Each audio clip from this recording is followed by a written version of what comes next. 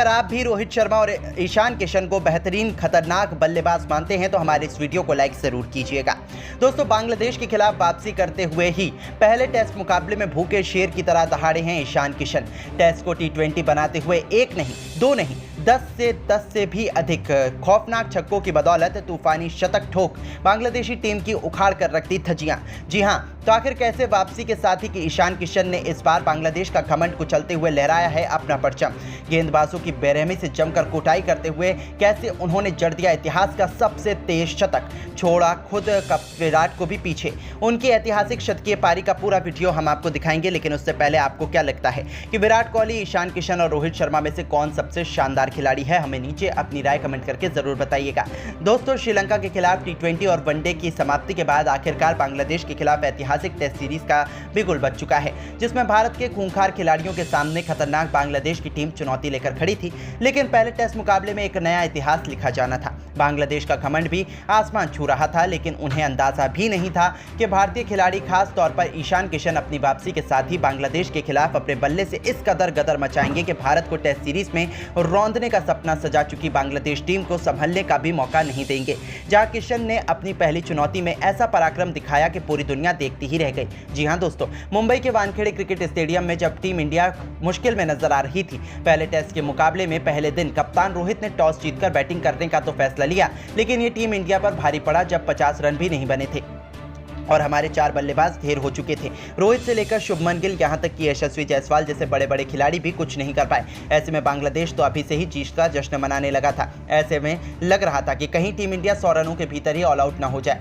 तब मुश्किल की घड़ी में 1 साल बाद टीम इंडिया में वापसी करने वाले ईशान किशन आते ही एक बार फिर हिंदुस्तान के लिए सबसे बड़े हीरो बनकर सामने आए। जैसे ही इस जाबाज को बल्लेबाजी करने का मौका मिला, इस खिलाड़ी ने पीछे मुड़कर नहीं देखा। वो तो अकेले दम पर इतिहास को बता दें कि पहली गेंद पर उन्होंने सौरीफुल इस्लाम की बाउंसर पर मिड विकेट के ऊपर से तूफानी छक्का बटोरकर अपना खाता खोला था। लेकिन ये तो केवल तूफान के पहले की शांति थी। उसके बाद तो तबाही का मंजर इस कदर आया कि बांग्लादेश की रूह कांप उठी। इस खिलाड़ी ने अपने विस्फोटक अंदाज में आओ देखा न ताओ सीधा एक के बाद एक चौके छक्कों की झड़ी लगानी शुरू कर दी और टेस्ट क्रिकेट को T20 में तब्दील करते हुए पलक झपकते ही वो अपने अर्धशतक की तरफ बढ़ने लगे। इसी गेंदबाजी करने आए मेहंदी हसन मिराज की भी धज्जियां उड़ाते हुए उनकी लगातार 2 गेंदों पर 2 खतरनाक छक्के ईशान किशन ने ठोक दिए थे। तो वहीं तीसरी गेंद पर भी उन्होंने खूबसूरत चौका बटोरकर इस गेंदबाज की दशा बिगाड़ दी थी। ऐसा लगा था कि ये किसी भी गेंदबाज पर रहम करने के लिए तैयार नहीं है और ऐसा ही हमें कुछ देखने को भी मिला। पलक झपकते ही खूंखार ईशान किशन ने अपनी धाकड़ बल्लेबाजी के दम पर केवल 26 गेंदों पर अपना तूफानी अर्धशतक पूरा कर लिया था, जिसमें उन्होंने 5 खौफनाक छक्के भी लगाए थे।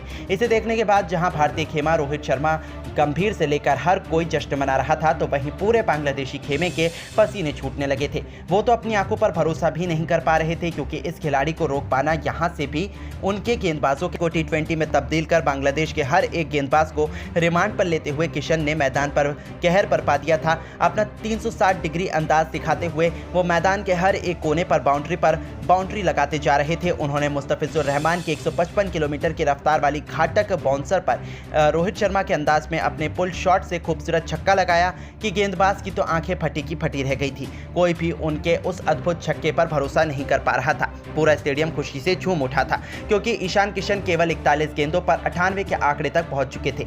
अब उन्हें अपना शतक पूरा करने के लिए केवल एक बड़े हिट की दरकार थी। पूरा स्टेडियम अपने पैरों पर खड़ा हो गया था। सभी उनके शतक का बेसब्री से इंतजार कर रहे थे और इस खिलाड़ी ने भी अपने फैंस को निराश नहीं किया। गेंदबाजी करने आए शाकिब अल हसन के सिर के ऊपर से खौफनाक छक्का बटोरकर ईशान किशन ने एक नया इतिहास लिख दिया। इस खिलाड़ी ने केवल 42 गेंद पर 104 रनों की तूफानी पारी खेली थी। केवल इतने में ही उनका तूफान थमा नहीं, जाते जाते उन्होंने 55 गेंद पर 138 रन ठोक दिए, जिसे उन्होंने 12 खौफनाक छक्कों और मात्र 5 खतरनाक चौकों से सजाया था। उनकी ये अद्भुत बल्लेबाजी देखकर तो पूरा स्टेडियम खड़े होकर इस खिलाड़ी के लिए तालियां बजा रहा था। हर तरफ केवल जश्न का माहौल था, तो वहीं केवल मातम था तो बांग्लादेश के खेमे में। उनके अद्भुत बल्लेबाजी ने तो बांग्लादेश टीम की शामत हिला दी थी, जहां अभी भी उनके गेंदबाजों के चेहरे पर खौफ साफ तौर पर दिखाई दे सकता था। जहां प्रैक्टिस में तो उन्होंने साफ तौर पर दिखा दिया कि उन्हें टीम से बाहर रखना BCCI की कितनी बड़ी गलती थी। लेकिन दोस्तों, अब आपको क्या लगता है कि ईशान किशन, यशस्वी जायसवाल और शुभमन गिल में से कौन सबसे बेहतरीन ओपनर खिलाड़ी है? अपनी कीमती राय हमें नीचे दिए गए कमेंट बॉक्स में जरूर दीजिएगा और ऐसी ही शानदार खबरों खबरों के लिए हमारे इस चैनल को जरूर सब्सक्राइब करें। धन्यवाद। खिलाफ टेस्ट सीरीज के लिए भारतीय टीम का हुआ ऐलान। बीसीसीआई ने कोच और चयनकर्ता के साथ मिलकर टीम के अंदर 5 विकेटकीपर खिलाड़ियों के साथ कई युवा गेंदबाजों को कर दिया टीम के अंदर शामिल। जी हां दोस्तों, भारत और बांग्लादेश के बीच टेस्ट सीरीज के बाद भारत और न्यूजीलैंड के बीच टेस्ट सीरीज खेली जाने वाली है, जिसके लिए दोनों टीमें तैयारी में लग चुकी हैं। ऐसे में अब बीसीसीआई ने इस सीरीज के लिए भारतीय टीम का ऐलान कर दिया है। उन्होंने टीम के अंदर कुछ ऐसे बड़े बदलाव किए हैं जिन्हें देखकर आप भी दंग रह जाएंगे। तो आखिरकार न्यूजीलैंड के खिलाफ बी सीरीज के लिए किन नए चेहरों को मौका दिया है, ये तो आपको बताएंगे ही। साथ में 15 सदस्यीय टीम के बारे में भी हम आपको बताने वाले हैं, तो जानने के लिए वीडियो को पूरा एंड तक जरूर देखिएगा। लेकिन उससे पहले आपको क्या लगता है, ऋषभ पंत और केएल राहुल में से कौन है सबसे खतरनाक विकेटकीपर बल्लेबाज? अपने नीचे हमें कमेंट करके जरूर बताइएगा राय।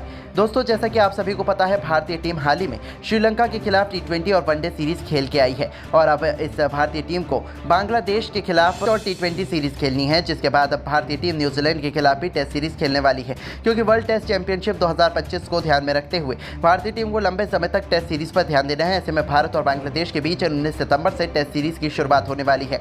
भारतीय टीम को साउथ अफ्रीका के खिलाफ T20 सीरीज खेलनी है और इसके बाद 16 अक्टूबर से भारतीय टीम को बांग्लादेश के खिलाफ 3 मैच की टेस्ट सीरीज खेलने का मौका मिलेगा।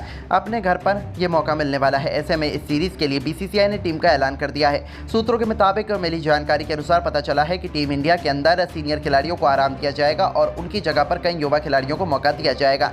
ऐसे में बीसीसीआई ने कोच गौतम गंभीर और टीम के मुख्य चयनकर्ता अजीत आगरकर और सिलेक्शन कमेटी से बात करते हुए टीम के अंदर कई बड़े बदलाव किए हैं, जहां पर उन्होंने टीम के अंदर ओपनिंग करने के लिए रोहित शर्मा को आराम दे दिया है, क्यों हालांकि वो टीम के कप्तान हैं, लेकिन यहां पर उनको आराम देकर अगली सीरीज के लिए तैयार किया जा रहा है। क्योंकि अब भारतीय टीम को न्यूजीलैंड के खिलाफ टेस्ट सीरीज के बाद में ऑस्ट्रेलिया के खिलाफ 5 मैच की महत्वपूर्ण टेस्ट सीरीज खेलनी है, जिसके लिए रोहित शर्मा का उपलब्ध रहना जरूरी है। ऐसे में अब उनको आराम इस सीरीज में दिया जाएगा। ऐसे में अब उनकी जगह पर शुभमन गिल को कप्तान के तौर पर खेलने का मौका मिलने वाला है, जो टीम के लिए कप्तानी तो करेंगे ही, साथ में अपनी बल्लेबाजी से भी सभी को प्रभावित करने वाले हैं। ऐसे में इनका साथ देने के लिए दूसरे सलामी बल्लेबाज के तौर पर अब यशस्वी जायसवाल को एक बार फिर से खेलने का मौका मिलने वाला है। यशस्वी जायसवाल के पास में बेहतरीन बल्लेबाजी करने की बड़ी काबिलियत है।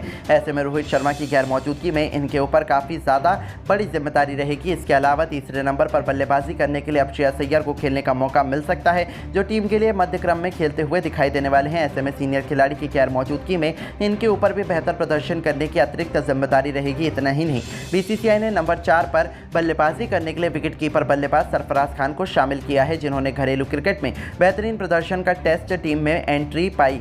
ऐसे में यहां पर एक बार फिर से उनको खेलने का मौका मिलेगा। इसके अलावा इनका साथ देने के लिए दूसरे विकेटकीपर के तौर पर ऋषभ पंत को खेलने का मौका मिलेगा, जो टीम के लिए लंबे समय के बाद टेस्ट सीरीज में वापसी कर रहे हैं। ऐसे में यहां पर उनको उप कप्तान की जिम्मेदारी भी देने का ऐलान किया गया है। इतना ही नहीं, इनका साथ देने के लिए एक और विकेटकीपर बल्लेबाज के तौर पर बीसीसीआई ने केएल राहुल को शामिल किया है, जो टीम के लिए टेस्ट फॉर्मेट में मुख्य भूमिका निभाते हुए आए हैं।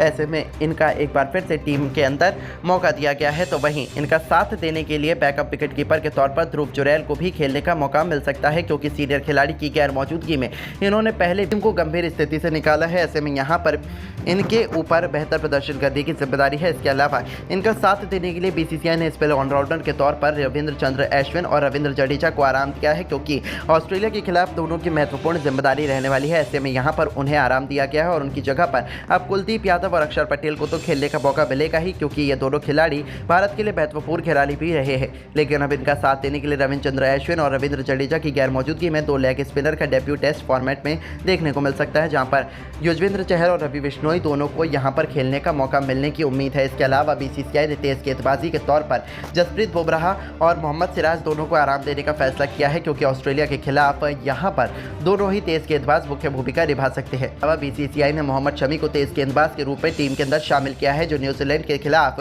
टेस्ट सीरीज में वापसी करते हुए दिखाई देने वाले हैं। इसके अलावा अंतिम गेंदबाज के तौर पर मुकेश कुमार को खेलने का मौका लगातार इस टीम के लिए बेहतर प्रदर्शन करते हुए दिखाई दे रहे हैं। ऐसे में अब इन 3 दिग्गज 15 खिलाड़ियों के साथ भारतीय टीम न्यूजीलैंड के खिलाफ टेस्ट सीरीज जीतने के इरादे से मैदान पर उतरते हुए दिखाई देगी। तो दोस्तों, आपको क्या लगता है, न्यूजीलैंड के खिलाफ टेस्ट सीरीज में भारतीय टीम की तरफ से किन खिलाड़ियों को खेलने का मौका मिलेगा? अपनी राय हमें नीचे दिए गए कमेंट बॉक्स में जरूर दें और ऐसी शानदार खबरों के लिए हमारे चैनल को जरूर सब्सक्राइब करें। धन्यवाद। दोस्तों, आज खेला गया भारत और श्रीलंका के बीच पहला टेस्ट मैच का पहला दिन तो रोहित शर्मा और यशस्वी जायसवाल ने बेहतरीन बल्लेबाजी करते हुए दिलाई भारत को शानदार शुरुआत।